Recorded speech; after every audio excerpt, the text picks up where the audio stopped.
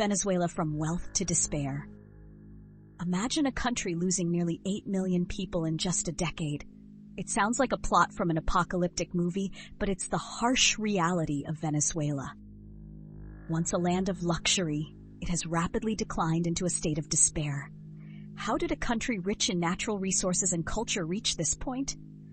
Let's dive into the unfiltered reality of Venezuela, a nation that embodies both natural wealth and human desperation. Location and geography. Venezuela, situated in the northern part of South America, is a blend of stunning natural beauty and stark reality. Bordered by Brazil, Colombia, and Guyana, with a coastline along the Caribbean Sea, it boasts diverse landscapes from the paradisiacal beaches of Los Roques to the imposing Andes and the world's highest waterfall, Angel Falls. However, behind this picturesque scenery lies a different story. While tourists are captivated by the landscapes, much of the population struggles with poor infrastructure and extreme poverty, especially in the capital, Caracas. People and culture. Despite the chaos, Venezuelans remain resilient, known for their warmth and creativity. Street vendors, informal businesses, and food stalls are common sights as people strive to make ends meet. The local cuisine, such as arepas filled with cheese or meat, and pabellón criollo, a dish combining rice, black beans, shredded meat, and fried plantains, remains a source of pride. In popular neighborhoods, people gather to play dominoes, listen to music, and share stories, momentarily escaping their daily struggles. However, the reality includes long queues for food, dependence on donations from abroad, and shortages of basic items like medicines and hygiene products. In recent years, Venezuela's situation has worsened dramatically. Extreme poverty, mass emigration, and shortages of essential items dominate the news. The UN estimates that around 7 million people need humanitarian aid.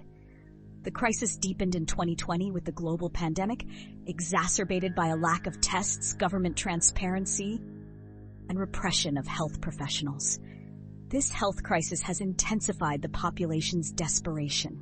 Venezuela was once a thriving democracy and the richest country in Latin America, thanks to an oil boom in the 20th century.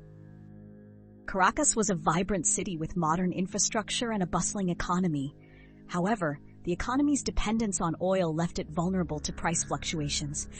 Under Hugo Chavez, who took power in 1999, and his successor, Nicolás Maduro, the economy spiraled into chaos due to rampant inflation, shortages, and political repression. For those living abroad, it's hard to imagine the daily struggle of Venezuelans. Access to essential products has become increasingly difficult. According to a UN report, the minimum wage covers less than 5% of the cost of a basic food basket. People often exchange personal belongings for food or provide services in exchange for basic necessities. The local currency, the bolivar, has rapidly depreciated, leading to a cycle of informality as people sell whatever they can to survive. Food shortages are compounded by failures in public services.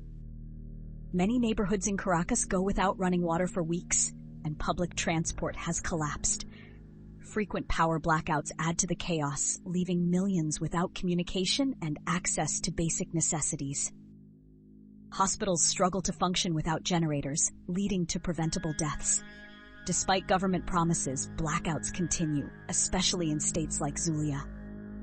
Venezuela's public health crisis is dire, with hospitals lacking medicine, basic equipment, and often electricity. The education system is similarly affected, with teachers leaving due to low salaries and schools facing chronic shortages of supplies.